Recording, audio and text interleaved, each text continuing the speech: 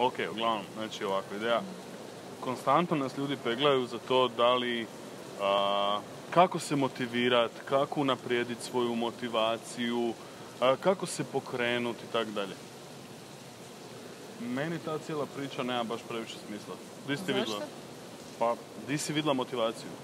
Pa ne, pa motivaciju ne možeš vidjeti, pa to se zna. Motivacija je pretpostavljen proces koji se nalazi unutar nas i ti u principu sve što možeš napraviti je opažati druge kako se ponašaju i zaključivati o njihovoj motivaciji. Ali isto to radimo i sebi, mi zaključujemo kako imamo motivaciju dok zapravo uopće ne znamo što je to što nas pokreće prema naprijed. Ok, ja bi mogao zaključiti da bi bilo puno bolje da se ljudi pokrenu, da dignu dupe i da naprave nešto umjesto da tragaju za motivacijom, da tragaju za nešto što će im pomoći da se pokrenu u nekom trenutku, jer za prve korake stvarno ti nije potrebna motivacija. Ima smisla tražiti motivaciju na kraju procesa gdje si se izmučio psihički i fizički u svakom pogledu, ali tražiti motivaciju da bi napravio prvi korak.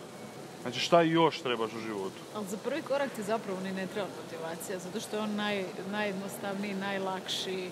Nećeš početi s nečim kompliciranim, nećeš biti umoran, jel tako, dok radiš prvi korak. Što je suprotno od onog što popularna psihologija i ekipa koja drži govore na YouTube-u objašnjava. Prvi koraci su najteži. Da. Tu se trebate najviše potruditi.